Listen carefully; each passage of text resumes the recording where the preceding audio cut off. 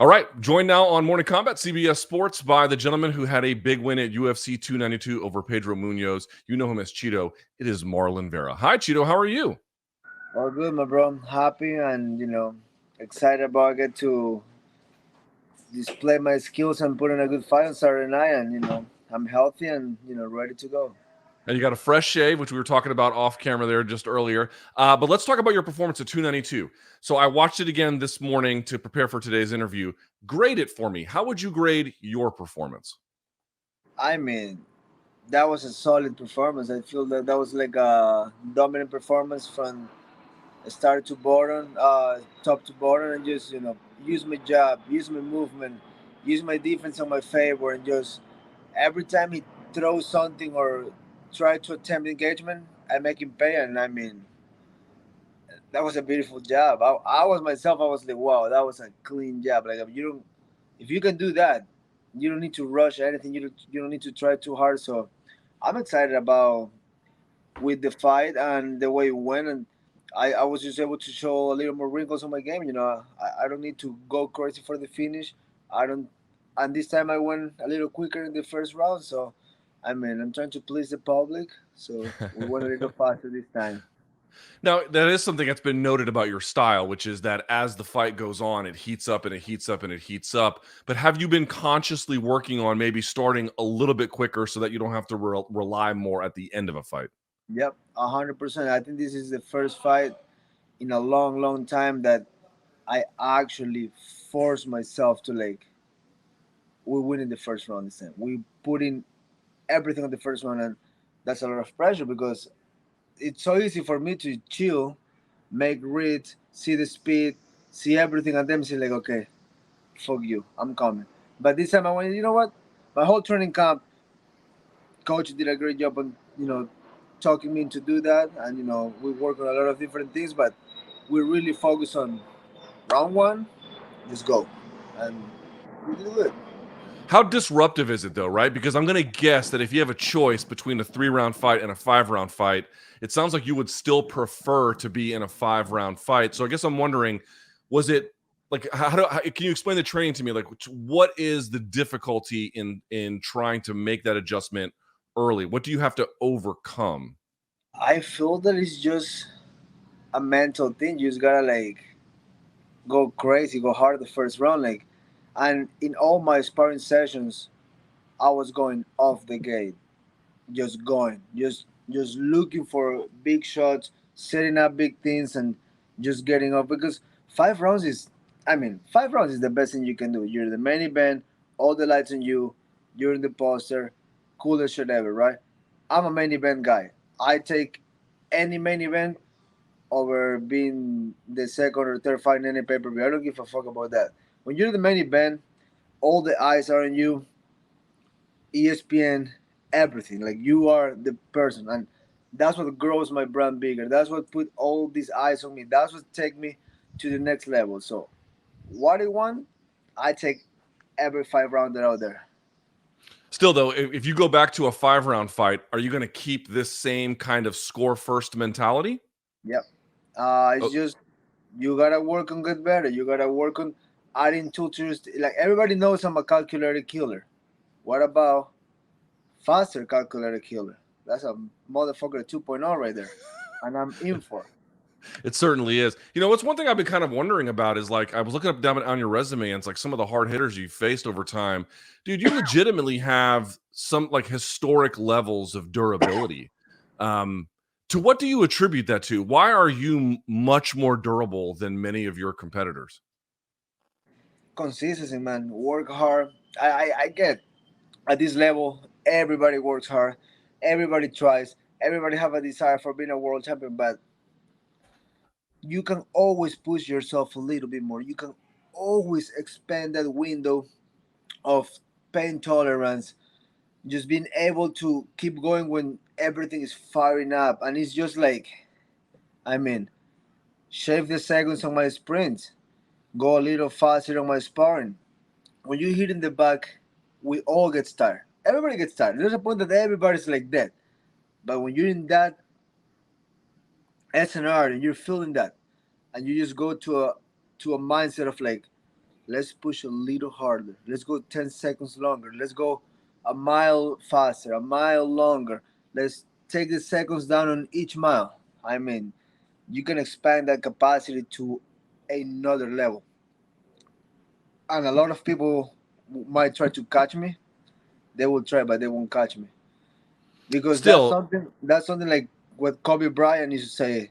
It's like while you're taking time off, while you're thinking about this and that or all this bullshit that comes with success, I'm just putting another rep. I'm just hmm. putting another rep. By the time we face each other, I got years ahead of you. But I was just going to say, certain guys appear to be just extra like they're not as limited by injury as other ones. You seem to be one of those guys. Izzy at 185 seems to be one of those guys. Is it a genetic thing as well? It could be how we live our lives. I mean, probably. I mean, everything I do is based on performance and health, brain health. I mean, going from the ice bath, the sauna, go to bed on time. I mean, I know the coolest people out there. I go out with them, but I'm not drinking. I'm not saying too late. Like I give myself like little enjoyments. Like I go out with my boy Bronson. We go to good restaurants. We eat. I mean, last night I went to see my boy Zach Bryan play live. Like there's things that come with those things, but after that, people go to a party, go to drink. I used to say to like that first half, have fun, give it a hug. Okay, guys, I gotta go. Oh, you just thought you can go crazy? No, I'm fighting in a couple months. I'm already thinking ahead, and I give myself fun. I do fun shit, but everything gotta be in a controlled circle. Like what you do off camp, it's probably gonna help you the most when you're in camp. And like right now, like I'm gonna wait probably 1 or 2 more days, and then I'm gonna start running, doing my low base, going back to the ice, going back to the sauna, and just keep eating healthy. And that just keeps getting your body stronger and stronger and stronger. So by the time you go to all the wear and tear, the body's ready to go. Because if you go and just do everything wrong leading up to the fight, and then where you can expect a bad result. You cannot expect your body to take it all. So good food, good life, having the good circle around you. Smile a lot. I mean, what else can you do? That's about it, I suppose. All right. Now, has the UFC at all indicated to you that you could be next for the now new UFC bantamweight champion Sean O'Malley? Have you had any kind of conversations about that?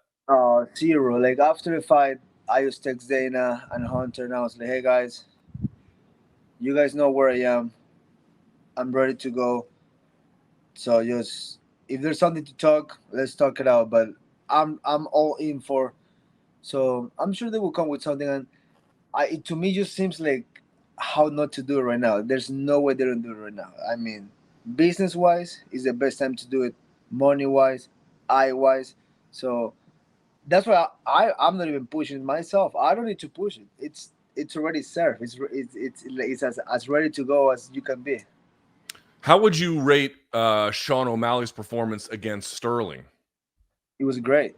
That's picture perfect, right? I mean, you're fighting a guy that is a really clean striker that have good sip in the punches, and you just run to the guy like, what do you think is gonna happen? But I'm a I'm at that level. I can hang with anybody in the stand up. I can be in front of you. I can make reads. Starling is just a great fucking champion, good wrestling, but he just don't have that stand up to like be right there eye to eye and be like and just playing chess. He just don't have that, and I do have that. I fought every single world class striker, and no one has put me in a bad position just because I'm in there. I have a good base, and I'm going back to coach. He's the one that brought me to the next level of the eyes, the coordination, the striking, like just growing my toughness and my work ethic and be like polish everything. And I mean, I can hang with every. I already fought Sean. I was already in front of him. I so now it's a good time to do it. But I started to make a big mistake. He went. I mean, you cannot run to some. Even if the guy's not a good striker, don't run like that because anything that touch you, a clean one or a bad one, is gonna catch you. And in fact, in the Pedro Munhoz fight, you were like on purpose, but you were right there in front of him, duking it out with him, right? Like, so the idea is that Sterling can play like the distance game, but he can't play the distance closing game, whereas you believe you can just be right there in the pocket as long as you need. I mean, and I can do it all. I can move. I can go backwards. I can bring you where I want. I can definitely walk you down. That's easy. Walking people down and drown them, that's my best thing. But if I need to pimp and move around and take my time, I can go for a walk too. So I'm a great striker, and I know that. Like I've been in front of the best in the UFC. Coach always makes sure we spar like really high level pro boxers that I'm shouldn't even supposed to be hanging up with them in there, and I do.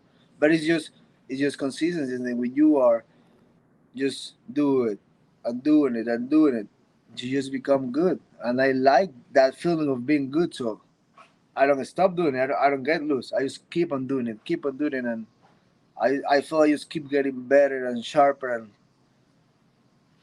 I want to talk about Sean for one more second, but first, in terms of your style, I mean, people don't realize this. You're only 30 years old, which is crazy because you've been around for quite some time. Your resume is now long and quite decorated.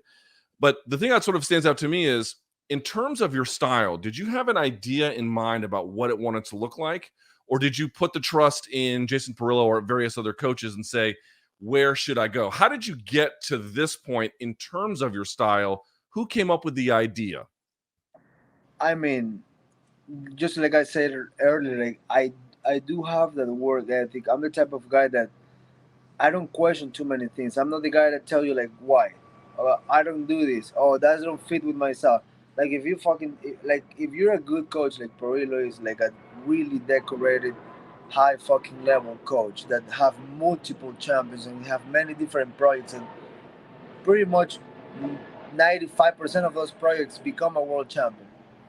I mean, if the guy told you like, hey, let's work on this, that's working, and especially like the best test is like when you bring like a really high level kickboxer, and a really high level pro boxer, and you're able to hang in there and actually score points and make it competitive. You go like, I mean, what else can you expect out of your skills? But I just I just stick around in the gym long enough that I learned how to learn. I learned how to like pay attention, and I learned how to also cut the bullshit, because in MMA you got so many fucking wannabe coaches or fucking toxic people that tell you like, hey, let's do this program. You put I don't know, you squeeze a cactus and you get more punching power.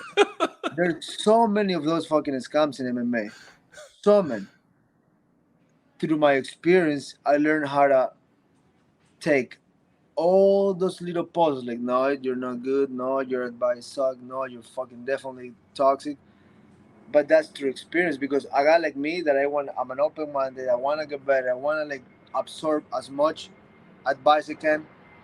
You will run into the fucking shitty one, and then it takes balls and a personality to kind of like kick that person out, because sometimes they're not a bad person, or they mean well, or they don't mean bad, but they will definitely hurt your career. And I've been there before, listening to somebody that I'm like, holy shit, how I was listening to that person. But that's experience too. That's how you get to this point, and thank God, so good so far. All right, so you fought Sean O'Malley before, which is part of the reason why a rematch is quite intriguing at this point. But let's go back to that fight. What did you learn about him in that fight? I mean, very explosive guy, really, really strong. One thing, like he fakes a lot. He fakes. He kind of like move. It's kind of like an awkward. It's not like a like an easy fake. Like he will like really throw a fake, and then because he's that athletic and that high level, he's really like bouncy, and he move a lot of his head, move a lot of the head. Like he look to the other side and punch. You just gotta like find a way how to ignore those things. You gotta find a way how to like don't buy on those things. And honestly, with a guy like that, you can open up too much. You can go crazy, because he's really good at throw right after you throw. That's his best thing, in my opinion. Strong kicks, really big. But I mean, a guy like that, you just gotta fucking drown him. You gotta be on his face and tell and let him know that you don't give a fuck. And the most important thing, in my opinion, is the mental game. He does bring the lights. He does bring this like different aura, that's his thing. You know, I feel I bring some of that in the different ways. I got my energy too, but if you're the guy that you're reading comments or like you're paying too much attention of the on the cameras, a guy like that can definitely hurt you. But luckily for me, I don't give two fucks about that. I don't really care if you're the most famous guy out there or you're a fucking piece of shit that no one cares about you. Doesn't matter to me. When I'm in there, it's my life or yours, and I fucking love my life. So I'm gonna fight my ass off. So I'm not too worried about the more extra cameras or the more interviews or just because in that fight week I'm fighting that type of guy, I get more recognition or more this and that. That thing doesn't get to my head. That's like my boy Easy say, fuck the noise. I'm not even there. I'm like those clouds, they're there. I'm looking forward to the sunshine. I don't need clouds on top of me. I need light to bright up my mind. So I mean, I think I'm in a pretty good position, and chances that I'm a world champion by the end of December are pretty fucking big. Yeah, they could be pretty good. In terms of like, how do I ask this? So, for example, you fought John Lineker, who has a huge punch, right? Does Omalley have a big punch in that sense, or does he get success because of like the timing and the accuracy? What is the difference in like the punching ability between a guy like Lineker and a guy like Omalley? I mean, O'Malley's very similar to what Connor does. Like he will take a step back and just throw one big haymaker, and it's really accurate and it's really quick. So for a guy like O'Malley, you need to be sharp and very focused. With a guy like Lineker, you can block his shit, and he give doesn't give no fucks, and he goes left hook, right, left, uppercut, fucking tomahawk. But whatever lands is gonna fucking put your lights out. And he have a big fucking. I need him on the face. I mean, I beat his ass in the third round, but it wasn't enough. And he can just. He's willing to take two. He's similar to Pedro. He uses way. He hits way harder than Pedro. But like he's similar style. Like he will take three punches and go crazy at you. And I feel like a guy like Lineker might be a little more dangerous because he fights so reckless. And with a guy like that, you gotta like use your distance, use your move a little better. I feel we just fought when I was too young, and then by the time I realized I was actually able to win the fight, I run out of time. But it was a close fight for a young Cheeto back then. No, it was, and of course you performed quite ably. And as I mentioned, you're still 30. I mean, that's that's still pretty young, to be quite honest with you, all I things considered. know. One more note about the fight that you had with Omalley previously, which was that one of the narratives coming out, and I'm not saying it's fair or it isn't. Only you and he and the world will figure it out in time. But one of the narratives that came out of that fight was that, oh, he might be physically brittle. Like, he might not be physically able to handle some of the demands of fighting long term. Do you believe that Omalley is, to some extent, more brittle than perhaps other bantamweights? I mean, that's hard to know. I mean, I can call him a pussy and I can talk shit back to him, but honestly, I don't know. That's he knows that deep down. Like I know I'm fucking hard as a rock. Like I'll be ready for a proper war, and I'm willing to go fucking anywhere. But in him, I mean, he just he just have that weird mentality, that in order to grow, you gotta accept this and let it go. But maybe he's just fucking around and trying to fool us. That's why I really don't even pay attention too much to what people say because sometimes they're just fooling you and make you think something. Then they're smarter or sharper of what they are. Like Starling said, like, "Oh, he was better than I thought." You should never say that because in first place you should know that he's good enough to be there with you in order to don't lose your focus and don't lose that cool in there to win a fight. I mean, if you think it's gonna be easy, probably it's a mistake. And I think he thinks like that a lot too. Like he really thinks it's too good for everybody, and then you find out people actually is gonna be ready to fight you out there. All right, a few more questions for you. We'll let you go. First thing on this one is the future of like prospects and fighters from Ecuador. Now we have Michael Morales, who's on his way as a young guy. He looks like a tank in his own division. I wonder what Legit. you feel like in 5 years what the future of Ecuadorian MMA might look like? I mean, it's just I think it's gonna be booming. I think more guys, more kids are gonna be like, that's what they want. That's what I want to do. But we still need a lot of infrastructure in terms of like how to the what which weight class pick.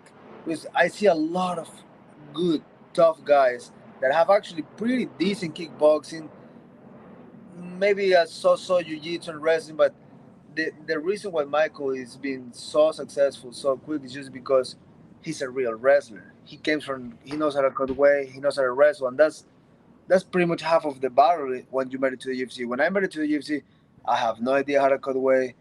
I was just a fighter. I was a street fighter with some jiu-jitsu and big pair of balls, and thank God I figured it out. And I I got experience and I know how to fight. And my record was small, but like for a guy like him, that he actually wrestles, cuts weight, and I mean it's not easy for him, but he just had a better start than me, a better road. For the other ones coming in the other side, sometimes when I see a video or a highlight of a kid that is actually good, they're using the wrong weight class. They're like super overweight, fucking tough as fuck. But if you came to the UFC like that, you're gonna be a walk in the park for anybody. Because I was watching some 55ers in Ecuador, and I was like, they're like 10 foot shorter than me and a little fat. They can fight like a motherfucker, good technique and everything, but people gotta teach them like, hey, like you gotta live a little bit more of like a professional, like a cleaner diet, like don't be a normal guy that fights. You gotta become an athlete, a fighter, and all that. And that's just knowledge. I hope that goes to the country a little quicker than not. And then last thing on Ecuador, I don't get a chance to speak to many Ecuadorians, so I want to ask you very quickly, if I may. I know there was a recent assassination of a political candidate, and it created a lot of concern about the state of things. I wonder, sort of watching that from afar, what you make of the, I don't know, instability there these days. Bro, it's so fucked up right now. Like, dude, you open Twitter and it's shootings every couple hours. More attempt of murder to rich people because they don't want to pay the bad guys just for protection from their own self. It's becoming a fucking it's dark. It's like it's just like Pablo Escobar days back in the night. It's like it's not almost that bad. It's that bad. And I mean, I'm in the comfort of California, right? But guess what? My father, my mother, all my cousins, all the people I love, my brother, his kids, my sister, her husband, my grandfather, my grandmother, people like fucking my people, my gods, they're back home, and I mean they're a target because of me, right? So it's fucked up. It's really hard, like just to know what's going on and no one is doing something. Like when things get that bad, you gotta fucking cut that shit from the roots. You don't go in there and you wanna dialogue with them. No, you fucking cut the head of his neck and you say fuck you all you fucking bad people, but no one is doing that. So right now is the worst times in Ecuador. Whoever was the president for the last couple of years is a fucking moron, and I mean fuck, do something, man. Like it's really that bad. I mean, I lose the opportunity to go back home, visit my people, show some love, make money, go to do things with brands. I can go right now. No one can go right now. Hmm. I'm sorry to hear all that. It is certainly an unstable time. All right, but let's end on a positive note if we can. So, Chito, I don't have quite the tattooing you do. I got some, I'm a little bit inked up, but you're fully blasted, my guy. Fully, yeah, look at that. Okay, so we have a game that we play called Rate That Tat. We're going to show you some tattoos, and you just give us your honest opinion. I'm like you, I'm a bold will hold kind of guy. You know what I mean? Like, I Yeah. like American traditional, I like Japanese tattooing, but we're going to show you some UFC fighters tattoos. You just give me the Chito Vera opinion. How's that sound? All right, here we Easy. go. All right, let me pull up my list here. We're going to get going. First one up, we've got Alan Belcher. Let's throw this one up here. What do you think of this one, Chito? That Um, one's a really shitty tattoo. That's a 0/10. all right, very good. Next is Darren Elkins, the damage on the chest there. Yeah, he's joining my man Belcher right there. I mean, his fighting style, his scar stitching his face, and he went fucking with those metal. That's bad. That's Yeah, not good.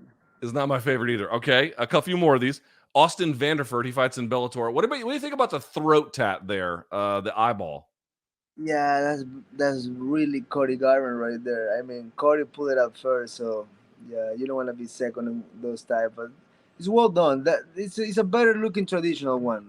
Yeah, I Not agree. my I think it's favorite, a but well done tattoo. I just wouldn't want it, if that makes sense. yeah, like too much color maybe. I mean, it says the guy with a lot of color, but yeah, All not right. my.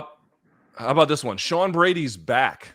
Now that's a good one, yeah? Yeah, no, he have clean tattoos. He have good color. The the tiger on the back of the head, not my favorite, but the back tattoo is pretty good. And he makes sure he put a lot of good, like strong colors. Like he's not going too like Fruit Loop with the color, like or whoever is doing it is being very smart and like going dark on the reds. Yeah, that's clean. That's clean. Yeah, it's a clean tat. I agree. All right, Curtis Blades, he got razor blades on his arm. What do you think? Yeah, yeah, no bueno, bad, No very te bad. gusta? That's awful, bro. All right. How about Brock Lesnar's sword tattoo? I mean, if somebody can put that's like a Mike Tyson face tattoo. It's everything wrong about it, but for some reason, just goes perfect on those two guys. So I would say well done on that one. All right, and last but not least, how about Gray Maynard? I'm not sure if I've seen this one. The Yeah, tramp stamp there. I'm a big MMA nerd. I remember all of this. I mean, even if you would have showed me just the tattoo, not the face of the person, I probably would go 10 for 10. All right, that's That all we have. Lastly, I'll ask you that's this: bad. the last question for me? Do you have a favorite tattoo of your own, like anything on you, like the one that you got blasted on the head? I mean, the Panther is really sick. I mean, I recently got Deadpool in the back of my leg, and I Let me love see. that one. Let me see. Shit. And you see Bob Marley in there? Yes, I see Bob smoking. I sure do.